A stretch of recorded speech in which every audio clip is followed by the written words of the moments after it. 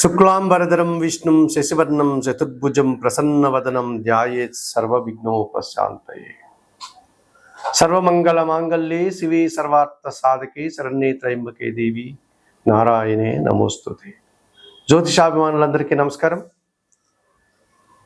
2025 మే నెల 18వ తారీఖు ఆదివారం రోజు పూర్వభాద్ర నక్షత్రం 3వ పాదము ద్వారా మీనరాశి నుండి రాహువు సాయంత్రం 5 గంటల ప్రాంతంలో కుంభరాశిలోనికి ప్రవేశిస్తున్నాడు. అదే రోజు అదే సమయానికి కేతువు కూడా ఉత్తర నక్షత్రం 1వ పాదము ద్వారా కన్యా రాశి నుండి సింహరాశిలోనికి సాయంత్రం 5 గంటలకు ప్రవేశిస్తున్నాడు అదే ఆదివారం రోజు. ఈ రకంగా మే 18 సాయంత్రం 5 గంటలకు రాహు మీనరాశి నుంచి కుంభరాశిలోనికి, కేతువు కన్యా రాశి నుంచి సింహరాశిలోనికి ప్రవేశించడం వల్ల రాహుకేతువులు ఇద్దరూ కూడా తమ యొక్క మార్పును ప్రారంభించడం వల్ల ఈ 12 రాశుల మీద వీటి ప్రభావం ఎలా ఉంటుంది? సహజంగానే మనము ఈ ఛాయాగ్రహాలైనటువంటి రాహుకేతువుల గురించి మనం మాట్లాడుకున్నప్పుడు ఇవి ఒక్కొక్క రాశిలో 18 నెలల పాటు అనగా 1.5 సంవత్సర కాలం తమ యొక్క ప్రయాణాన్ని కొనసాగిస్తాయి. శని భగవానుడు ఎలాగైతే 2.5 సంవత్సరం ఒక్కొక్క రాశిలో ప్రవేశించే సంచారాన్ని కొనసాగిస్తాడో, గురువు ఎలాగైతే సంవత్సర కాలం తన సంచారాన్ని ఒక్కొక్క రాశిలో కొనసాగిస్తాడు, ఈ రాహుకేతువులు మాత్రం ఈ మే 18 నుంచి 18 నెలలు అనగా 1.5 సంవత్సర కాలం రాహువు కుంభరాశిలో, కేతువు సింహరాశిలో తమ యొక్క సంచారాన్ని కొనసాగిస్తారు. సహజంగా రాహువు గురించి మనం మాట్లాడుకున్నప్పుడు ఒక పొగ వంటి ఆకారం, భయంకర రూపం, నల్లని శరీరం, వాత ప్రవృత్తి కలిగినటువంటి స్వభావం, వన సంచారం, అతిధైర్యం, సాహసం, పదవి వ్యామోహం, జూదం, గ్యాంబ్లింగు, దురాశ, అత్యాశ, అన్య భాషాభిమానం, అన్య దేశాభిమానం, బలాత్కారం, భ్రష్టత్వం, దొంగబుద్ధి, గొడవలు, కలహాలు, యుద్ధాలు, కేవలం ధనార్జనే ధ్యేయంగా ఉండడం, లేక పదవే ప్రధానంగా భావించడం, కుల మతాలను వ్యతిరేకించడం, సంస్కృతి సాంప్రదాయాలను త్యజించడం, ఇటువంటి ఈ లక్షణాలన్నీ ఈ రాహువుకు ఉంటాయి. గంగాస్నానం, పితృతర్పణాలు, మరణాలు, శ్మశాన భూములు, ఇటువంటి స్వభావం కలిగినటువంటి ఈ రాహువు ఇప్పుడు కుంభరాశిలోనికి ప్రవేశించాడు.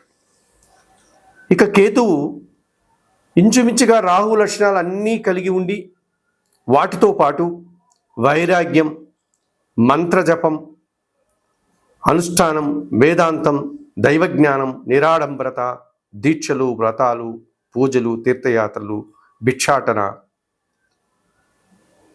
తంత్ర విద్యలు, సన్యాసం, దేశాటన, తీర్థయాత్రలు, సంసారానికి దూరంగా ఉండడం, నపుంసక లక్షణాలు, సన్యాస లక్షణాలు, ఇవన్నీ కూడా కలిగి ఉంటాడు ఈ కేతు. మరి ఇటువంటి కేతు ఇప్పుడు సింహరాశిలో 18 నెలల పాటు ఆయన ప్రయాణాన్ని కొనసాగిస్తున్నాడు. అందుకే మన వాళ్ళు వైదిక సాంప్రదాయాన్ని అనుసరించేటువంటి జ్యోతిష్ శాస్త్రంలో ఒక సర్పాన్ని గన శరీర మధ్యంలో ఖండిస్తే తల సర్పం సగభాగం రాహువు అయితే, తోక సర్పం సగభాగం కేతువు అని చెప్తారు. ఇదన్నీ కూడా ఒక సింబాలిక్గా, ఒక ప్రతీకగా మన పెద్దవాళ్ళు మనకు చెప్పడం జరిగింది. అటువంటి ఈ రాహుకేతువులు ఇప్పుడు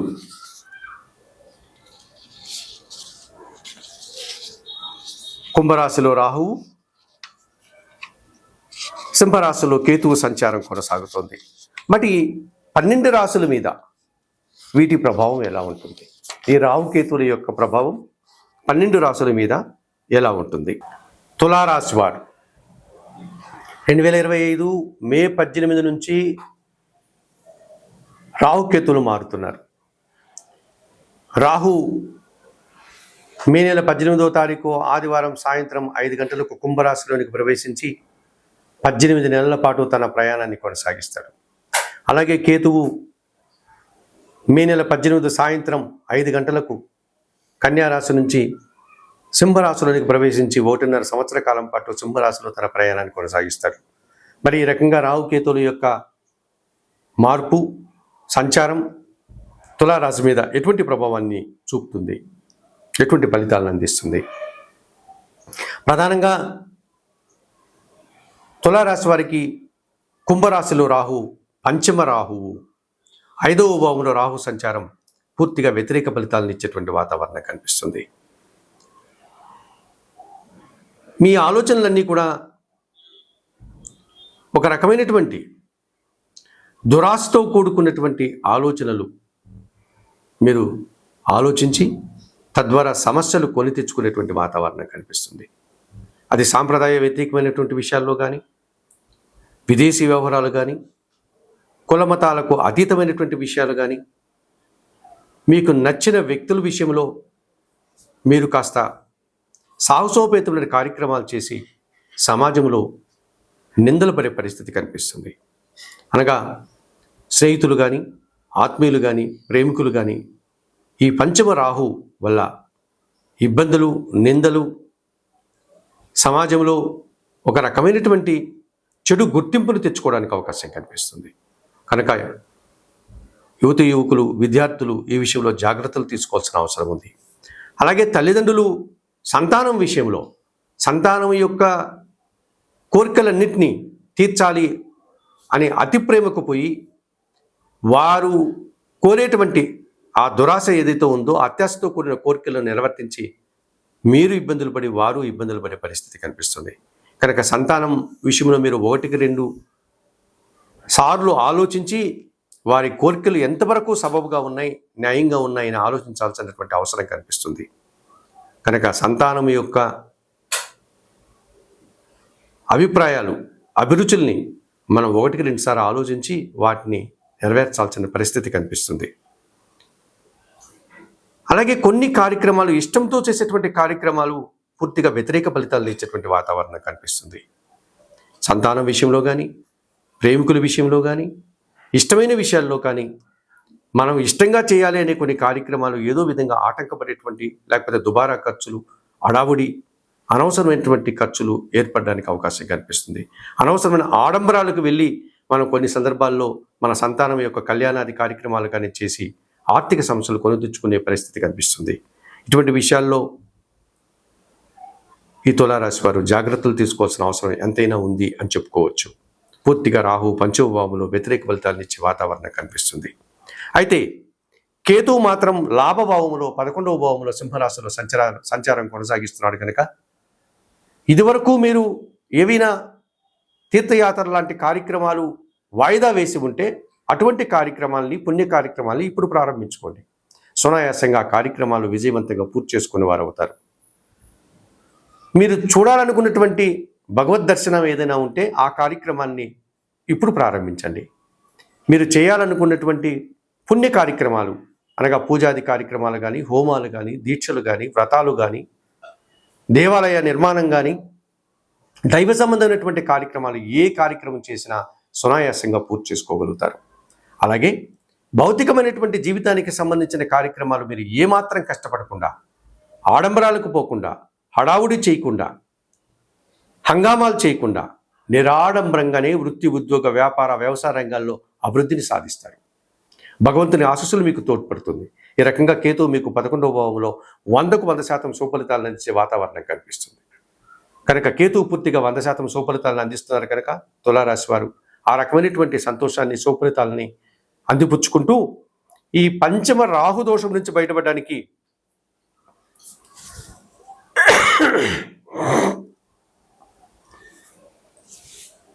రిపీట్.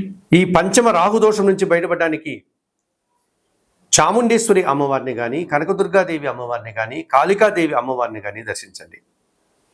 లేక మీకు అందుబాటులో ఏ అమ్మవారు ఉంటే ఈ సౌమ్య రూపము కానటువంటి ఆయుధం ధరించినటువంటి ఈ అమ్మవార్లు, చాముండి అమ్మవారు కానీ, దుర్గాదేవి అమ్మవారు కానీ, కాళికా అమ్మవారిని కానీ దర్శించి అమ్మవారికి కుంకుమ పూజాది కార్యక్రమాలు నిర్వర్తించండి. ఎర్రటి పూలమాలను సమర్పించండి. శ్రీదేవి ఖడ్గమాల స్తోత్రం నిత్యం పారాయణం చేసుకోండి. అలాగే కొన్ని మినుములను పేదవారికి కానీ, పేద బ్రాహ్మణులకు కానీ దానం చేయండి.